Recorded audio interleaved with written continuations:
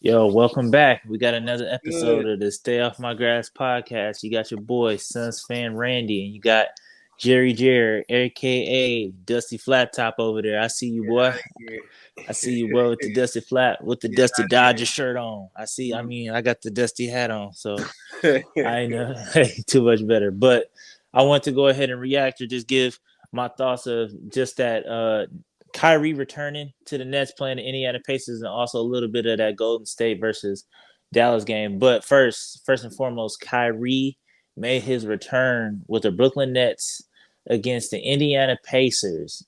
And from what I seen, it started off a little rough. He came out, was a little slow, whatever. But then like as the game kind of progressed, he kind of started catching his momentum. And then I was just like in the fourth, I was just like, it just because I feel like whenever I watch Kyrie, sometimes I just be like, this man is a cheat code. And in the fourth quarter, he's a cheat code, and it's not even fair sometimes because it's Yeah. like he started off real slow in the beginning, like I said, pacing himself, didn't really do too much, and in the fourth, he just kind of like was hitting dagger after dagger after dagger, and just my thoughts a little bit on the Nets. It's just a little strange to me just how like they kind of run. It's a little I don't know if it's scary or if it's like I don't know because it's like I don't know if it was the Pacers are just that bad or it's just like the Nets are just that scary because like the entire game, if you watch the entire game, the Nets was flirting. They was down almost 20 points all game, like Yeah, I one seen through that. third, and then they can.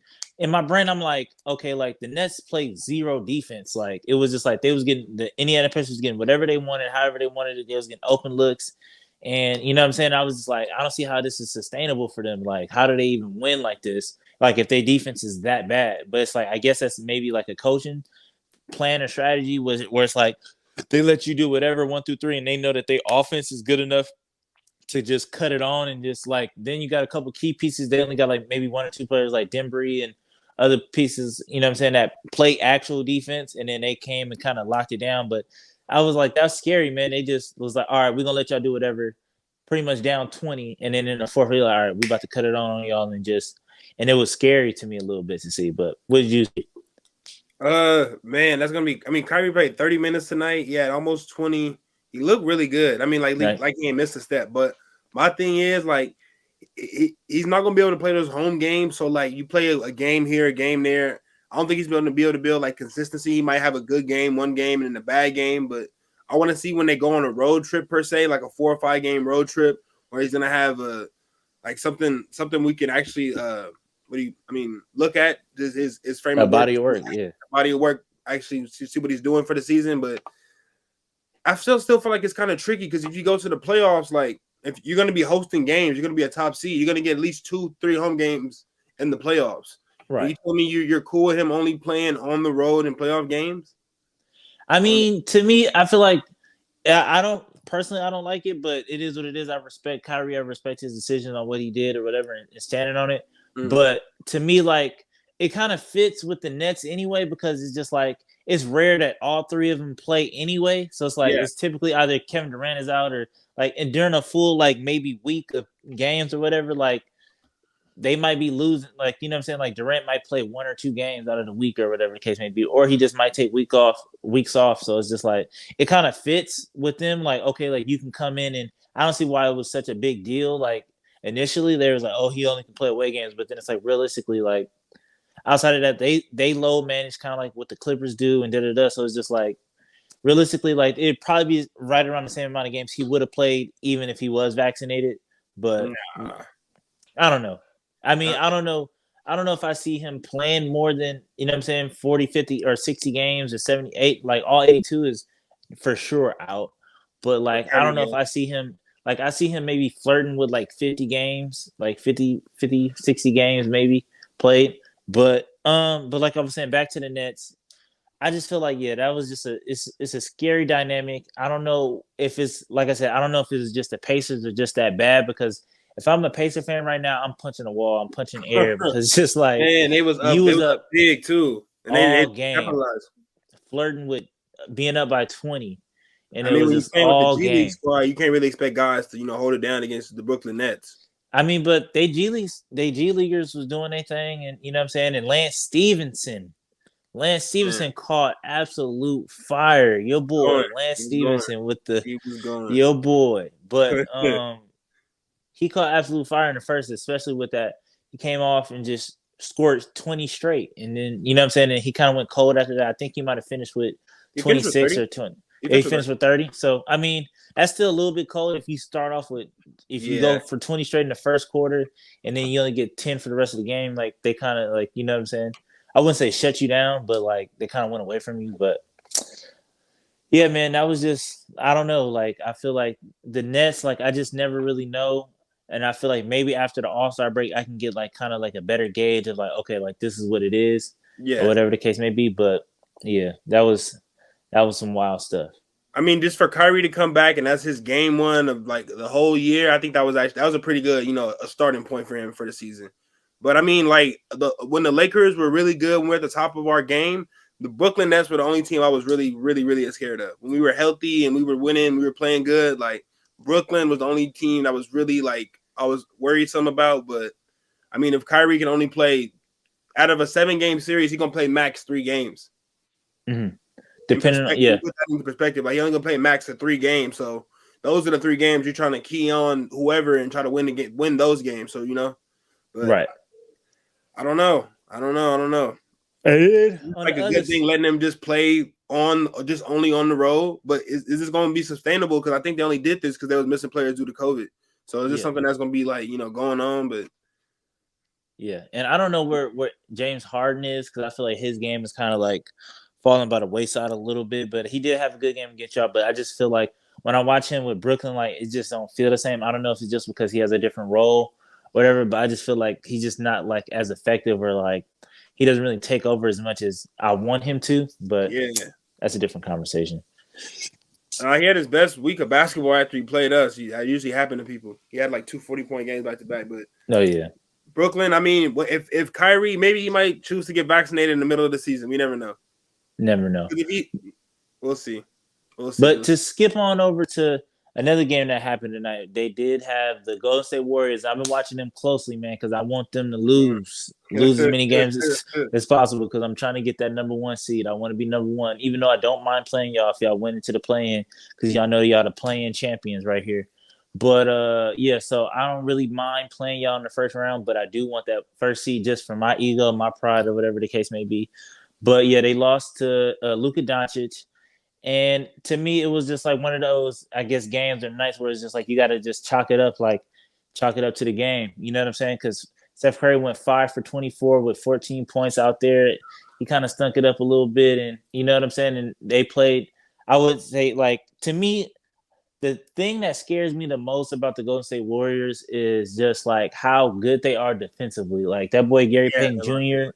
is a real hound out there, and just like I don't see like, and that was another thing too that I was saying is that like I don't like, but I like also about like the pandemic and the code like with all this with the player. Well, I don't like the pandemics, but like the like the stuff that's going on in the league and stuff like that with the G League players getting the opportunity to play and all this other stuff, and because if this stuff doesn't happen and y'all don't find out about Stanley Johnson, you know what I'm saying? Like we don't find out about Gary Payton Jr. and some of these other like feel good stories and stuff like that. So it's a gift and a curse at the same time. But like I said, to me, I like to see it. I like to see some of these G leaguers, especially ones that I follow, getting a chance, getting an opportunity. But yeah, Gary Payton Jr. was out there doing his thing, and like I said, he's an absolute hound. And just how Golden State plays defense, and I just feel like they did it the right way. You know what I'm saying? Because they could have blew it up last year after they did make the playoffs, and they could have just you say, you know what? But they decided to, you know what? We're gonna sit in the lab, lock in, and get better. And you know what I'm saying? And it shows. Yeah, I'm telling you, Golden State's still the team to beat in the West for now. For now, For y'all at least. yeah, That's 100%. y'all rival. But I mean, they were supposed to win that. I mean, the Mavericks were supposed to win that game. That's Dirk retirement night. You can't throw up an L on that night. Yeah. I'm still mad at KCP for messing up Kobe night all them years ago. That's Jersey retirement nights. You got to win. The home team has to win that. That's just how it goes. I mean, I think that was LeBron that beat Paul Pierce on Jersey retirement night. So yeah. So it was wild. But flipping it over to your squad and what's going on over there. we just re-signed Stanley. We gave him another 10-day. I think we're gonna bring him back. And then we also Avery Bradley contract comes fully guaranteed this week or Friday. Okay. And another thing I was seeing that was going on in the news is that you guys are trying to look for a trade for Westbrook earlier on, and I don't know if that panned out how everybody wanted it to, or Uh-huh. maybe they couldn't find anything. And then also another two, Kent Bazemore and Jordan seem to be on the move. And who do I think that y'all gonna get for them? I don't know. Like I said, to me, It's more of it's a like, roster spot move for us. It's not more of a try to get somebody back because they don't play well, minutes no way. Bazemore ain't I mean, played. He got DNPs all last 10 games at least. yeah, and then Dwight or DeAndre Jordan too, and like I feel like he plays. Maybe if he does play, he'll play like the first 5 minutes, and then that's it. But to me, I just think, like I said, I just find entertainment in y'all, and it's funny because, like I said, in August when y'all signed Kent Bazemore, y'all was like, "Oh man, he's a better KCP and woo woo and plays defense," and you see what he was doing in Golden State and blah blah blah. And then with DeAndre Jordan, it's like, "Oh man, he could still play defense." I don't know why the Brooklyn wasn't using him, blah blah blah. And now, you know what I'm saying? Now they It's because prove we that they believe in both our players. We washed. believe in our team. That's why we don't never say, "Nah, that guy sucks." If you come in here stinking up, then that's the problem. We believe in people. That's why we gonna hype them up. Yeah, I don't I understand mean, why you wouldn't do that.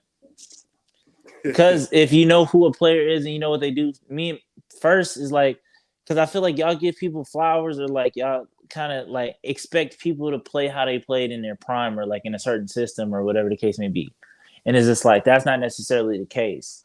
And I feel like and to me as a player, I wouldn't want to come to LA because it's like it's a double-edged sword. Just because like if you come like I was explaining this to somebody the other day, like y'all do people so messed up because y'all recruit them. Y'all be like, "Hey, Anthony Davis, hey, Dwight Howard, we love you. We want you. Come on down to LA. We gonna do this, and you can do that, and you can be all these commercials. You can run LA and da da da." And then the moment they don't produce, or the moment that is looking a little rocky, y'all like, "Yo, get this dude up out of here." And it's just like, but it's Hear me like out it's too. y'all fault. Philly fans are like that too. No matter what sport it is, they boo you when you messing up, and when you doing good, we praising you loud. And don't tell me when Westbrook had 9 turnovers, we burned him down. When he had 0 turnovers, you didn't hear a peep. But like I said, when in August when he was like, "Oh, I'm drinking wine with LeBron," and he didn't had a conversation, and he said that he gonna come off the ball more and he gonna not gonna turn it over, and him and Anthony Davis pick and roll. It was like all that in August, and then now it's just like, "Yo, we need to get rid of Westbrook." And so, like I said, if I was a player, I would definitely be cautious about coming to LA because, like I said, and then once you kind of burn that bridge in LA with LA fans, like it's kind of it. Like you kind of got a stain on you on your jacket. It's just like, dog. Like nobody really Or want to it can touch be you. the opposite, like Malik Monk. If we don't re-sign Malik Monk this season, Malik Monk finna get some dollars. And he was riding the bench in Charlotte, wasn't really doing good. He Yeah, wasn't I really getting think the consistency. yeah, he definitely gonna get the bag somewhere else. I You know don't what I'm know if saying? y'all gonna, It is a double-edged sword, but because it's like you're on Front Street when you play for the Lakers, but if you do good, it works out for you. If you do bad, it don't work out for you. That's just life. I mean, Yeah, but like I said, this is a great opportunity. You I just like an understand internship. that, You do but good it's in an like internship, the we'll amount that sign you. y'all tear people down, like it could relax. Like I thought I'd never see the day when y'all re-signed Dwight, especially the way y'all sent him up out of there. I was like, oh no, like there's no way. And I thought, and then that kind of sent Dwight down a spiral of just like kind of almost being out of the league. You know what I'm saying? Like he went to Houston, didn't work out, and then he kind of got that stain on his jacket. And it all stemmed from him coming to LA, y'all recruiting him and saying, "Yo, we love you. We're gonna work this out," and blah blah blah, and da da da. New Kobe and Shaq. And it's just like, A lot of people were saying Dwight when he came to LA the first time, he knows it too. He didn't have his head on right. Dwight Howard was not head deep in basketball. His mind was on other things. He but wasn't. it's Go ahead. y'all got to take the accountability of y'all hype We do. people up to not get them. Like Lonzo also is another case. Like Lonzo probably came in like, look, you got the keys. It's new Showtime, and they calling me the new Magic, and da da da. And the moment he didn't come out the gate and just produce, then it's like, yo, get you and your loud ass daddy out of here. And No, it's just like, come on, Lonzo man. had the And y'all been three wanting three him seasons. maybe two. Lonzo had 3 seasons. I think No, he had two. no, That's debatable. But go no. ahead. I want to say Lonzo had 3 seasons. He was in. Two and a half. He was getting hurt. He was getting injured. Lonzo was drafted in 2017. 2017, 18, And he 18, got, yeah, by 19, he was 19. 2 gone. seasons. You're right. Yeah, 2 seasons and a half. But back to Dwight Howard. Dwight Howard is playing good. He played good, won a championship. Now he had hella suitors after that. Like double-edged sword. You come here, you don't have your head on. Dwight Howard wasn't playing good basketball in 2013. He wasn't. He had shoulder injury, he had the back injury. He wasn't playing a lot of basketball. I honestly would have rather kept Andrew Bynum than trade for Dwight Howard anyway. Back then, I would have loved to keep Bynum. Don't you laughing? But this is real. Bynum was an All-Star 2012. Bynum was. Oh, he wasn't. No, I'm not saying he wasn't. I'm not saying he was. It's just like I said. It's just you throwing out these names, and it's just like these people, and it's just like, dog, this is wild. But go ahead. Andrew Bynum was an All-Star after 2012, and don't get me wrong. And once he left the Lakers, he was never the same. Well, that goes for a lot of people. But that's gonna wrap it up here though today, man. So we gonna catch y'all again. The Suns play, I think tomorrow. Yeah, we play tomorrow, and then the Lakers play the Hawks on Friday. So we'll be back with y'all, man. On national TV. Hope we don't get embarrassed. That's all I can say. I don't want to get embarrassed. All right, man. Till next time, man. Peace.